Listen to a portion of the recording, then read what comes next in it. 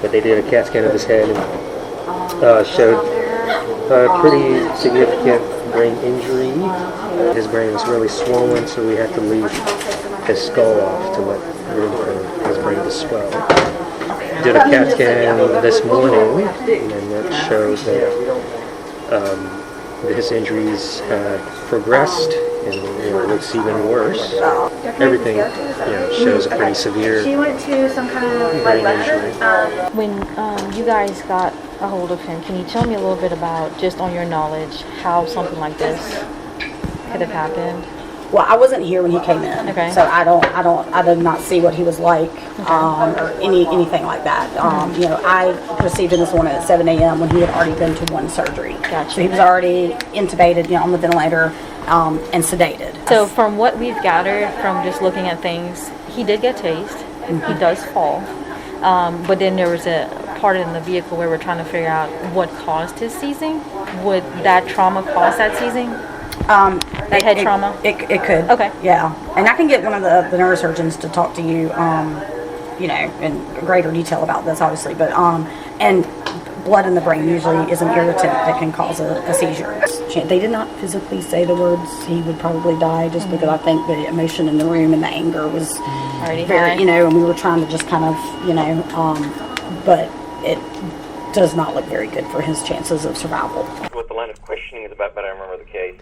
Yes. So, the CT scan, it's like, I just know that there's going to be all kinds of repercussions and waves afterwards. I remember a lot of commotion as he was brought in, and we didn't have space for him in a room, so we started out in the hallway outside of one of our lockup room, or outside of our lockup room. I do remember counting between, I guess, police and I'm sorry, I'm going to use the word police just generically. That's fine. Law enforcement, as well as our own security people. There were 9 people gathered around this guy. Actually, we were being a little concerned, and said to one of the officers that I was concerned about the way that he was shackled with his arm in the bracelet, as well as the vertical post, and how that was angled, and him coming up basically completely uncontrolled. I was really actually worried he was going to break his arms. This is Agent Mills, located in Richmond County Sheriffs Office. It is Wednesday, November 3rd, approximately 8:09. So you are a nurse at Augusta University? Yes, ma'am. He was brought in by Richmond County Sheriff's Office. I remember I was told by our lead nurse that night that he actually was pulled over by a narcotics officer and he was running because he had drugs. And then he seized on, I wasn't really sure what the seizure happened, but I know that's why he was being brought in, was because he had a seizure and he needed to be medically evaluated. So who would be the one to put him in restraints? Security? That would have been security. Okay. Is there anybody that can tell us, what's the latest on him? Because we got a call that apparently he may not survive. So he's upstairs in shock trauma. If you wanted to go up to shock trauma, they could probably give you. So he was brought in, per the record, he was brought in by Richmond County Sheriff's Office. The note says that they reported that he was tased and that he fell after he was tased. And then they were transporting him to the jail, and he was acting normally until they arrived at the jail, and as soon as he saw the jail, then he faked a seizure so that they could evacuate a big clot out of the brain, remove the skull. Which side of the head was that on?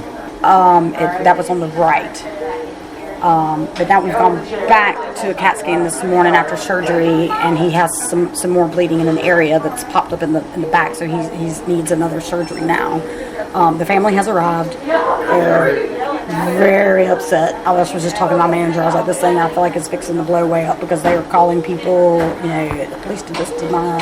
So, it's they're there. The parenchymal hemorrhage basically means it's like the brain is bruised the crap out of. Generally, when y'all see that, what causes those type of injuries? Well, usually when we see that, either folks have been in a bad fight, and on the wrong end of the fight, or in a bad car accident. This is Agent Mills. It is October 18th, 2021, approximately 11:13 a.m. I'm here with Miss Shondrea Houser at the Augusta University Police Department. Okay. So like we talked about before, you being here and talking with me is voluntary, okay? Okay. Nobody can make you talk with me right now, okay? So again, it is up to you if you want to talk. If there's a point and we're talking, you don't want to talk anymore, you can get up and leave. Okay. Yes, ma'am. Okay. I just want to make sure you understand that. So, like I explained, what I want to talk to you about is there was a complaint made that somebody saw you strike Mr. Jermaine Jones Jr. in the head during while he was at the hospital, after he got to the hospital. So really the biggest thing I want to do with you is just walk through what you remember from your interactions with him. Okay. Yes, ma'am. So if you want to start from the beginning, I know should be last Monday the 11th that he came into the hospital. Do you remember that? Yes. Okay. Do you remember who I'm talking about? Yes, ma'am. Okay. So if you just want to start from the beginning and walk me through what you remember. As I put in my statement and submitted to Mr. Rock, who's the account manager at Augusta University for a securitized contract, basically myself and a team of other officers, we were called to help with a combative patient coming into the ER through Richmond County Sheriffs Department. From there, we had to put the patient into a wheelchair, wheeled him into the hospital. Upon wheeling him into the hospital, we made room for him. He was set up against the wall. Before that, actually, I stood on his left-hand side trying to get his attention. Hey, just to get his attention from medical staff. And then upon that, we placed him against the wall. A bed was brought to him originally, but being that he was compliant and cooperative, we didn't need the bed, so we moved the bed. Upon him waking up and I guess coming to or becoming attentive, he started to move around. We placed him on the stretcher and again placed him up against the wall. From there, that's what else? Myself and the other officers stood by. We stood by. Another officer walked off to do the report of him coming in. He started again to become combative. We then asked the medical staff whether or not we could restrain him. So we moved the bed up from the wall. He tried to bite one of the officers. Again, if you see from the video, we are told to kind of put their heads to the side so that they don't bite, spit, or anything. So with my action, I basically moved his head to the side so he wouldn't bite or spit on any of the other officers that was there. Again, put him back against the bed, the wall, and that was it. Yeah. Do you remember if after that you had any other interaction with him that night? Yes. Okay. When we pulled him back from the wall again, he came back to, he grabbed my shirt. And upon him grabbing my shirt, I basically moved his hand and held his hands up against the bed. And he started to kick. So, of course, I had to kind of maneuver. Another officer was beside me, so I didn't really have to put too much force on his leg to push his leg down. And then we restrained him and pushed him back against the wall again. Okay. After that, do you remember any other interactions with him? Okay. No. I actually, after that, I had another event that occurred. Okay. That didn't have anything to do with him? Right. Okay. Do you remember, and if you don't, it's okay, but maybe about what time that was? No. Okay. What is your normal, shift, hours? 2 p.m. to Okay. 10, but I would normally work 2 p.m. to 6 a.m. Okay. So do you remember if it was, closer to the end of your shift or, middle of your shift? Or okay, that's okay. So after the last time you described of him, grabbing your shirt and trying to kick, once he calmed down from that, you don't remember any other interactions then? Besides like I said, another event occurred. We had another patient that actually was not under our watch, but she did run. And because of us being the security that was there, I didn't want medical staff to come back and say, hey, you guys saw her run. Okay. So you went and dealt with something else? Right. Okay. So I went after her, came back, walked off again, and then they called for staff assist to unlock his restraints. Okay. Because he started to spit up. Okay. So, did you go back and unlock his restraints? Yes. Okay. I have a key. Okay. So you went back and unlocked his restraints. Do you remember anything during that interaction? All I did was unlock the restraints. Okay. So after that, throughout the night, did you have any other interaction with him that you remember? Okay. So unlock the restraints, but there was no like physical contact then, besides unlocking the restraints. No. Okay. And if anything, I don't recall. Okay. The medical staff at that point was around Okay. him, so. Was he in a room at that point, or was he still? He was still in the hall.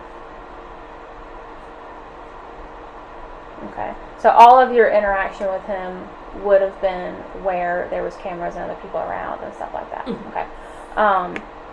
So I know you described, especially towards the beginning of y'all's interactions, sounds like he was being maybe a little combative, non-compliant with what you guys were trying to do. Actually, he was, like I said, our first interaction with him, he was very cooperative. Right. He didn't move or anything. He sat there. I think medical staff tried to get his attention and get his name, but like I can't really recall everything if they were able to obtain the name or not. Yeah. So. Okay.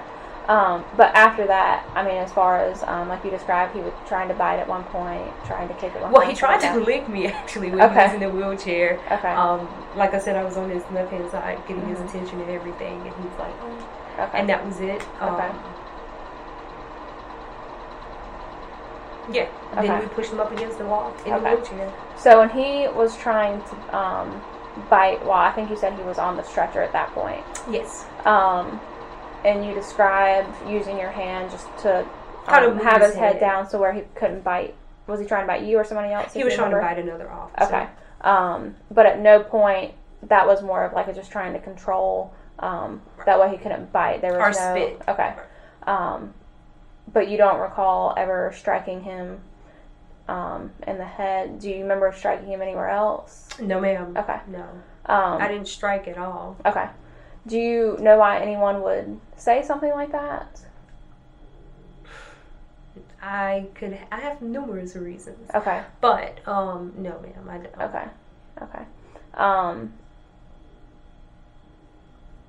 Okay. So was there anything you think someone could have maybe mistaken as you hitting him in the head or anything like that? Okay.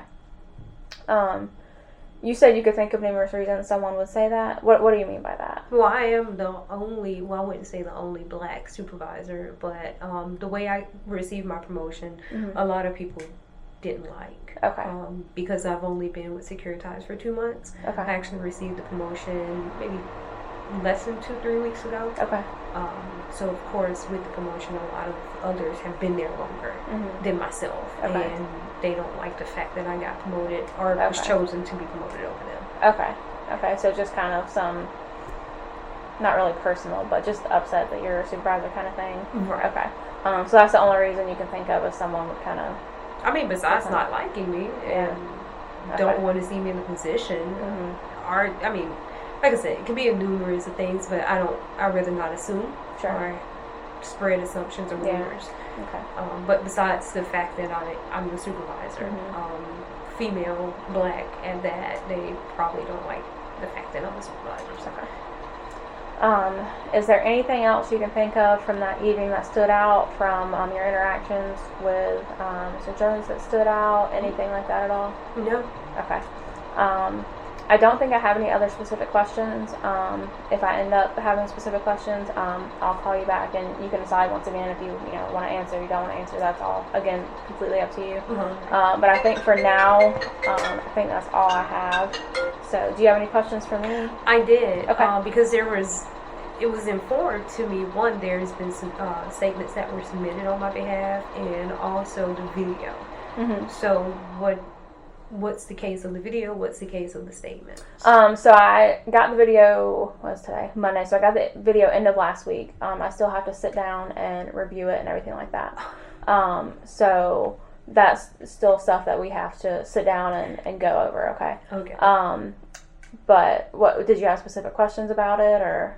Well, if you haven't reviewed it, then again, you would basically see, like, I was really never by his head. I sat by the stretcher by his head, but that was it. And then other officers were kind of surrounded to make sure that he wasn't trying to harm himself or the staff. But Yeah, and I mean, there's videos in the hospital and stuff like that. But that's something we don't go strictly off of. We want to talk to people. We want to get your side of things. What I mean, and like you said, I mean, so there's a reason that someone might have said something like that. Versus, if we don't know that, it's kind of like, well, that's odd. Why would someone just randomly make that up? That's so we what just I'm like to smiling talk right now, because I'm like, if you haven't seen the video, then you will see that this is surely an allegation. Okay. And that's why we just like to sit down and, there can be, a video shows what happened, but talking to someone, you can get the actual story and what was happening there and everything like that. So. And again, there should have been several statements that were submitted. Some may have seen it at a different angle, but there literally was one officer sitting right there that he saw when he tried to bite him. I was like, hey, watch out, he's trying to bite. And I basically stood up and I moved his head. This. Hand never actually touched head, it touched face. So besides that, if anything, you should have at least 8 to 10 statements from other officers, because that's how many of us it was. Okay. All right, well, you have my work number. If you have any questions or anything like that, I'll go ahead and